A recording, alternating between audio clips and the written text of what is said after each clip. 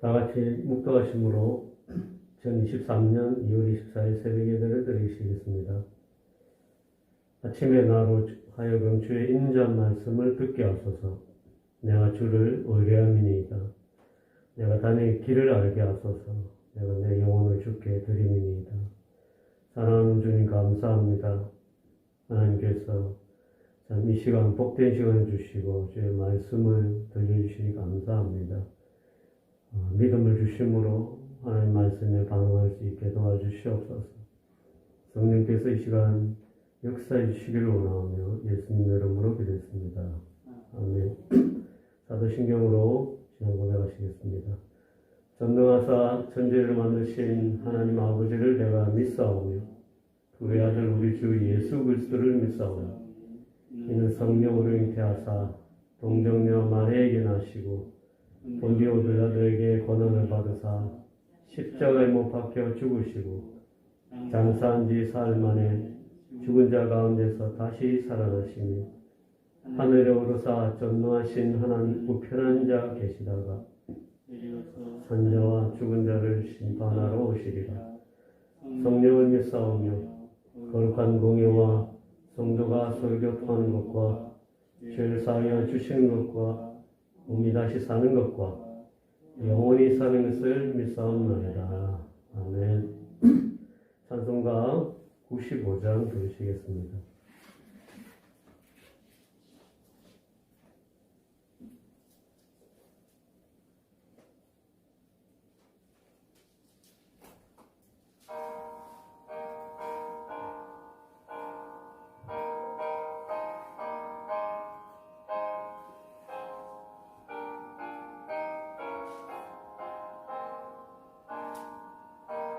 네, 잘못했습니다. 604장입니다.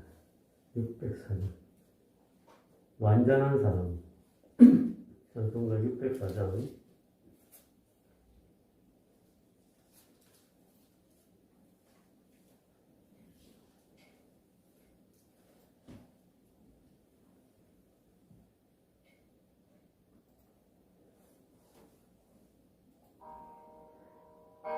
완전한 사랑, 하나님의 사랑, 다함이 없는 사랑의 교.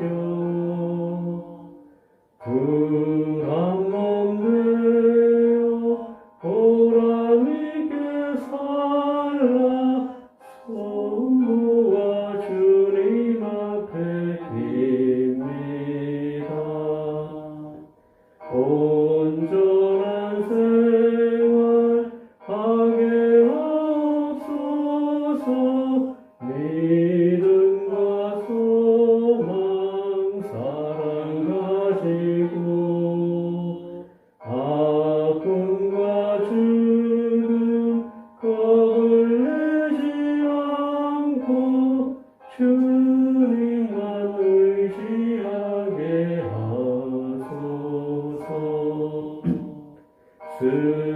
슬픔을 이기 기쁨 주시옵고 다툼을 없앨 평안 내리사 사랑의 아침 밤이 동토는 행복한 나날 되게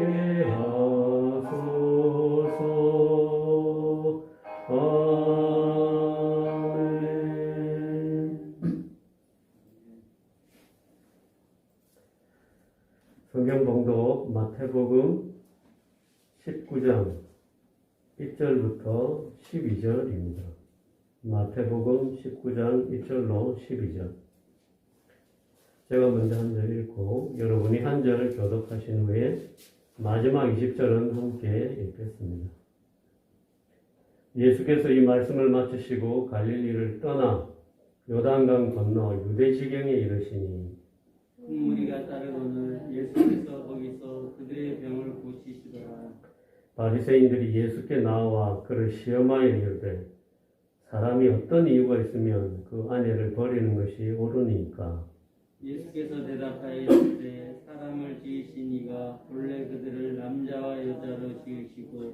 말씀하시기를 그러므로 사람이 그 부모를 떠나서 아내에게 합하여 그 둘이 한 몸이 될지니라 하신 것을 읽지 못하였느냐. 그런적이지 이제 둘이 아니요 한 몸이니 그러므로 하나님이 짝지어 주신 것을 사람이 나누지 못할지라 하시니 여짜오되 그러면 어찌하여 모세는 이혼 증서를 주어서 버리라 명하였나이까. 예수께서 이르시되 모세가 너희 마음의 완악함 때문에 아내 버림을 허락하였거니와 원래는 그렇지 아니하니라. 내가 너에게 말하노니 누구든지 음행한 이유 외에 아내를 버리고 다른 데 장가드는 자는 가늠하니라. 제자들이 이르되 만일 사람이 아내에게 이같이 할진대 장가들지 않는 것이 좋겠나이다. 예수께서 이르시되 사람마다 이 말을 받지 못하고 오직 타고난 자라야 할지니라. 함께 읽겠습니다. 어머니의 때로부터 된 고자도 있고 사람이 만든 고자도 있고 천국을 위하여 스스로 된 고자도 있도다.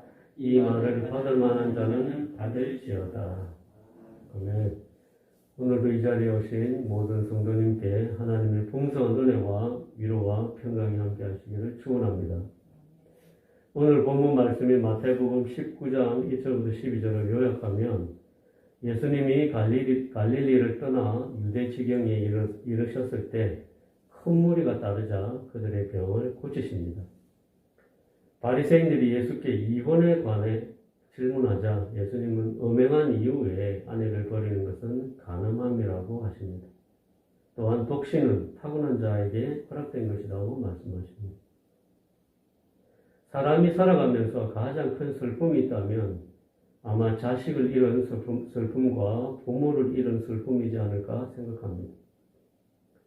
그런데 부모는 산에 묻고 자식은 가슴에 묻는다는 말이 있어서 자식을 잃은 슬픔은 더 큰 것 같습니다. 이러한 슬픔은 측정하기가 쉽지 않은 스트레스를 동반합니다. 삶의 뿌리가 흔들리는 슬픔이라고 합니다. 그런데 우리가 살아가면서 또 겪게 되는 슬픔 중에 하나가 이혼의 슬픔과 고통입니다. 이혼을 전후로 한 모든 과정이 너무나 힘들고 많은 스트레스를 동반한다고 합니다. 생살이 찢기며 아이를 낳는 고통도 있지만 마음을 찢는 슬픔이 이혼하면서 겪게 되는 고통이라고 합니다. 혹여 자식이 있다면 그 고통은 배가 될 것입니다. 다 아시다시피 우리나라의 이혼율은 세계적으로 높은 편입니다. 그만큼 이혼으로 말미암은 고통이 많다는 반증입니다. 그리고 이런 상황은 우리 사회에서 결혼을 앞둔 많은 젊은이에게 좋은 동기부여를 주지 못하고 있고 결혼한 기혼자들에게도 불안감을 줍니다.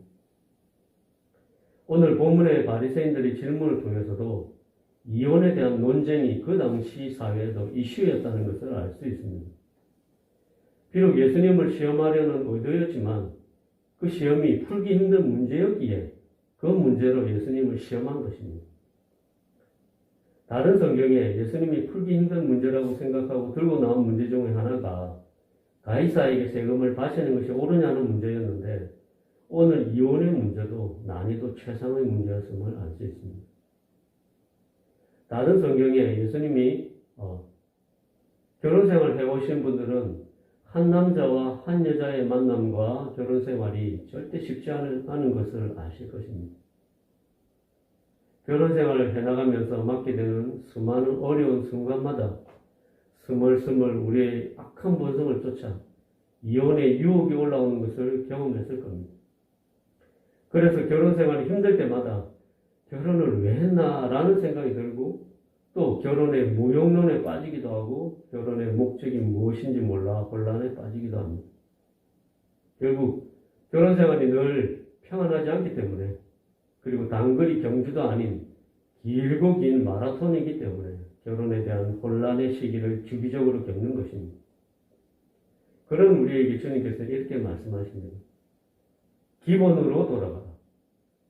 기본으로 돌아가라. 결혼의 기본으로 돌아가라고 하십니다. 혼란스러울 때는 기본으로 돌아가면 됩니다. 기본으로 돌아가서 하나하나 문제의 실마리를 찾아 해결하는 것이 지혜롭습니다. 오늘 본문 말씀을 통해서 하나님이 짝지어 주신 결혼의 기본을 살펴보고자 합니다. 그리고 우리의 결혼 생활에 대한 점검도 함께 했으면 좋겠습니다. 먼저 바리새인들의 질문에 주님께서 말씀하신 것을 살펴보면 결혼을 두 시기로 나눌 수가 있습니다. 이 땅에 죄가 들어오기 전과 죄가 들어온 후입니다. 죄가 들어오기 전의 시기에서는 주체가 하나님입니다. 그리고 죄가 들어온 후에는 모세가 주체가 됩니다. 죄가 들어오기 전에는 하나님께서 결혼이라는 것을 만드셨다고 했습니다. 4절 한번 같이 보실까요?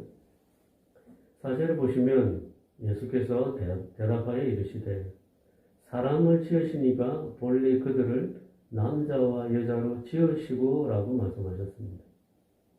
즉 하나님께서 사람을 만드셨는데 사람을 다시 남자와 여자로 만드셨고 그 둘을 짝지어 주셨다고 하셨습니다. 이것이 본래의 즉 결혼의 원래 모습이라는 것입니다. 결혼이 어떻게 시작되었나를 알려주신 것입니다. 결혼은 사람이 주체가 아니라 하나님께서 주체가 되셔서 만드신 것이라는 말입니다. 이 말은 결혼이 신성한 것임을 알게 합니다. 사람이 지혜로 만들어진 것이 아니라 하나님이 지혜로 만든 창조물이라는 뜻입니다. 그래서 결혼은 신성하고 고귀합니다. 말씀을 다시 보면 예수님의 말씀에 두 번의 그러므로가 나옵니다. 1단계 그러므로는 방금 하셨던 4절 말씀 이후에 나옵니다. 그러므로 즉 하나님께서 사람을 지으시고 그들을 남자와 여자로 지으셨기 때문에 그러므로 우리가 어떻게 이 신성한 결혼을 잘 유지하고 발전시켜야 하는지 방법을 제시하고 있습니다. 결혼은 내가 만들었으니까 이 위대하고 신성한 결혼의 목적을 너희가 이루기를 바란다라는 하나님의 음성이 들리는 것 같습니다. 먼저 하나님께서는 사람이 그 부모를 떠나서라고 하셨습니다. 제가 생각하기에 이 사람은 남자를 말합니다. 왜냐하면 뒤에 나오는 말씀에 아내에게 합하여라는 말씀이 있기 때문입니다. 하나님께서 바라시는 바른 결혼 생활의 시작을 남자에게 명령하고 계십니다. 부모를 떠나라고 하십니다. 남자가 부모의 영향력에서 떠나지 못하고 여전히 부모의 경제적 관여와 부모의 불합리한 간섭과 정서적인 종속의 메인 상태로 아내와 합하면 안 된다는 것입니다. 남자는 육체적으로, 정신적으로, 경제적으로, 지적으로 독립해야 합니다. 가족을 세울 수 있는 진정한 가정의 머리가 되어 아내와 합해야 합니다. 남자가 즉 가장이 독립하지 못하고 아내와 합함으로 인해 겪는 수많은 고부 갈등은 가정을 무너뜨리는 원인임을 알아야 합니다. 우리 주변에서 그 증거를 얼마든지 찾을 수 있지 않습니까? 준비되지 않은 가장으로 인한 불행은 인간의 역사에서 이루 말할 수 없이 그 증거가 많습니다. 사람이 그 부모를 떠나서 아내에게 합하여라는 말씀이 또 나옵니다. 남자는 그 부모를 떠나 독립한 후에 남자가 주도적으로 아내에게 합해야 합니다. 가정의 질서를 남자가 잡아가야 합니다. 이것이 남자가 해야 할 의무이며 책임입니다. 그리고 5절 끝에 예수님께서 그 둘이 한 몸이 될지니라 라고 하셨습니다. 주체가 이제 그 둘로 바뀝니다. 남자가 그 부모를 떠나서 아내에게 합한 후 이제는 주체가 둘이 되었습니다. 남자와 여자가 서로서로 둘이었을 때처럼 살지 않고 하나가 될 수 있도록 힘쓰라는 말씀입니다. 에베소서 5장 22절, 25절을 보시면 아내들이여 자기 남편에게 복종하기를 주께 하듯 하라.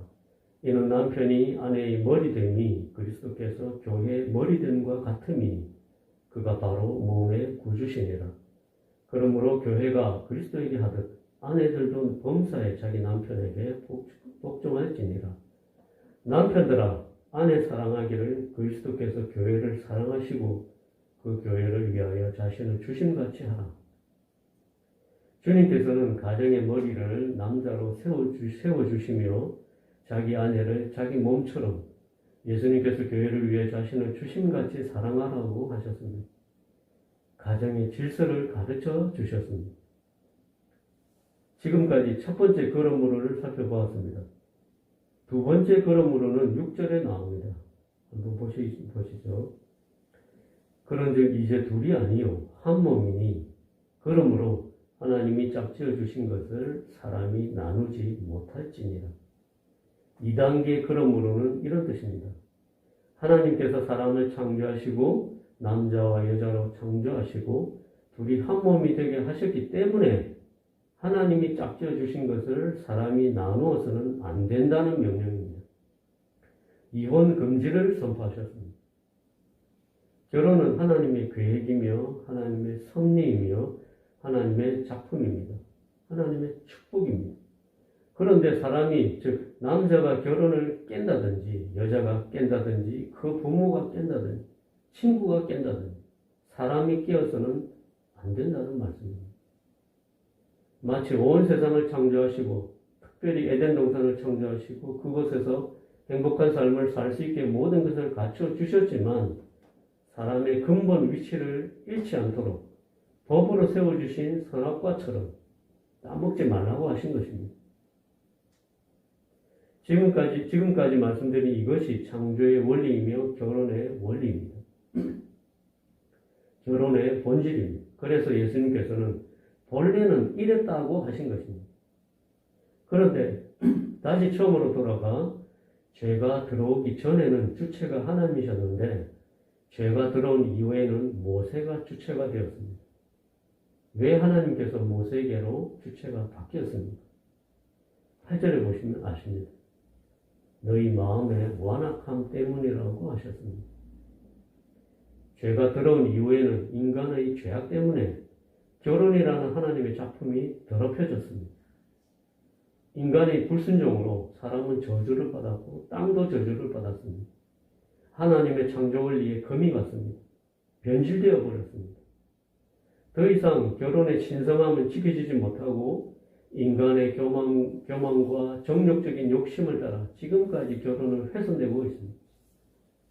문란한 성생활과 자기중심적인 이기심으로 죄를 내뿜는 인간의 죄악되고 완악한 본성이 세상에 가득하여 가기 때문에 모세가 이를 막기 위해서 어쩔 수 없이 이혼 정서를 써주라 한 것입니다. 바리새인들이 말한 그러면 어찌하여? 라는 질문처럼 이혼이 만연한 이 시대의 상황이 혼란스럽습니다. 하나님의 창조 원리와도 대치되는데 왜 모세는 이혼 정서를 주어서 이혼하게 한 것입니까? 항변하고 있는 바리새인들의 모습이 우리의 모습처럼 보입니다. 부패한 결혼의 본질이 하나님의 거룩함을 마치 훼손하는 것 같습니다. 부부가 된다는 것은 사회의 가장 작은 단위가 형성되는 것입니다. 가정은 사회의 근본입니다. 모든 인간 사회의 기강이며 뿌리입니다. 그런데 이 가정은 사람이 만든 것이 아닙니다. 창조의 원리를 따라 하나님이 계획하시고 창조하신 것입니다. 이런 결혼의 신성함 앞에서 제자들이 이렇게 반응했습니다. 만일 사람이 아내에게 이같이 할진대 장가들지 않는 것이 좋겠나이다. 제자들이 내놓은 해결책은 독신으로 사는 것이었습니다. 하나님이 주신 결혼이 신성하고 고귀하지만 현실이 그렇지 못하다면 결혼하지 않는 것이 해결책이라는 말입니다. 아마 이 말은 결혼을 하지 않은 사람에게도 결혼을 한 사람에게도 솔깃한 말처럼 들릴 것입니다. 어떤 부류는 적극적으로 그래서 나는 결혼하지 않는다. 결혼은 미친 짓이다. 라고 주장하며 하나님의 창조 원리를 반박하고 대항하는 사람이 생겨납니다. 소극적으로는 결혼이 신성하고 값진 것이지만 현실적으로 결혼 생활이 주는 어려움과 무게감이 크게 느껴지고 마치 결혼을 하고 나면 큰 멍에를 맨 것처럼 족쇄가 채워진 것처럼 느끼는 우리의 심리가 제자들의 말을 통해 비칩니다. 그럴지라도 결혼은 하나님의 축복입니다. 결혼은 하나님께서 우리를 위해 주신 선물입니다.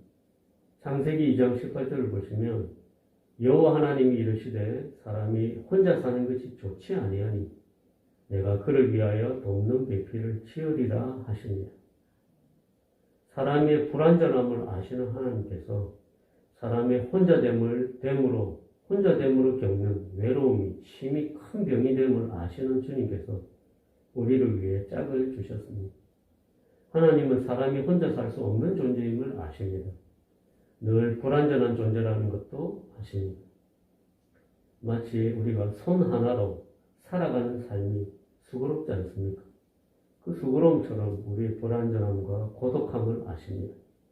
그래서 짝을 주셨습니다. 전도서 4장 9절로 12절을 보시면 두 사람이 한 사람보다 나음은 그들이 수고함으로 좋은 상을 얻을 것이니라. 혹시 그들이 넘어지면 하나가 그 동물을 붙들어 일으키려니와 홀로 있어 넘어지고 붙들어 일으킬 자가 없는 자에게는 화가 있으리라. 또 두 사람이 함께 누우면 따뜻하거니와 한 사람이면 어찌 따뜻하냐. 한 사람이면 패하겠거니와 두 사람이면 맞설 수 있나니 세겹줄은 쉽게 끊어지지 아니하느니라.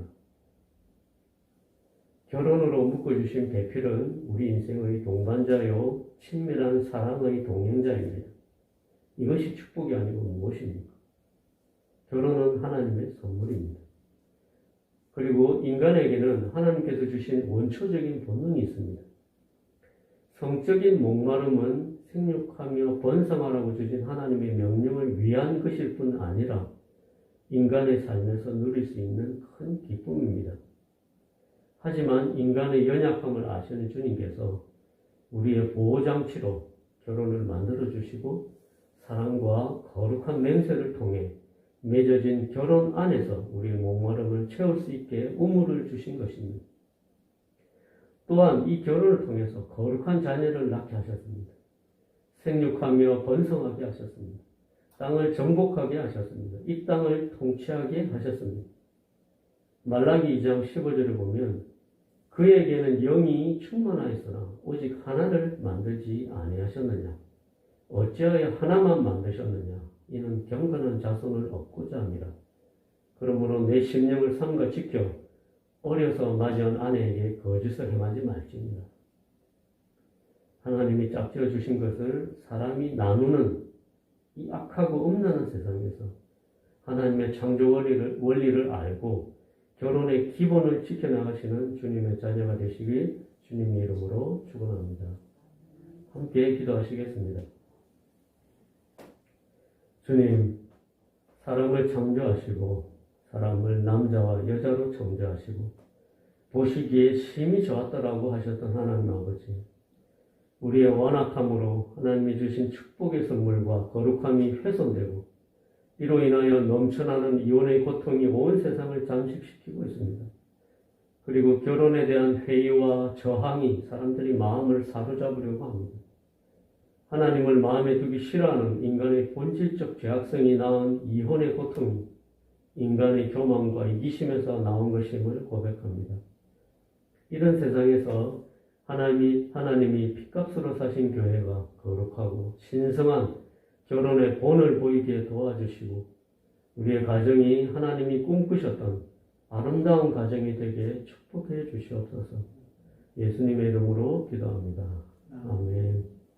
주기도문으로 예배를 마칩니다. 하늘에 계신 우리 아버지여, 이름이 거룩히 여김을 받으시오며 나라의 임하옵시며 뜻이 하늘에서 이룬 것 같이 땅에서도 이루어지이다. 오늘날 우리에게 일용할 양식을 주옵시고 우리가 우리에게 죄진 자를 사하여 준 것 같이 우리 죄를 사하여 주옵시고 우리를 시험에 들게 하지 마옵시고 다만 악에서 구하옵소서. 내게 나라와 권세와 영광이 아버지께 영원히 싸움나이다. 아멘. 오늘 말씀을 기억하시고 각자 가지고 나오신 기도 제목을 가지고 기도하시겠습니다.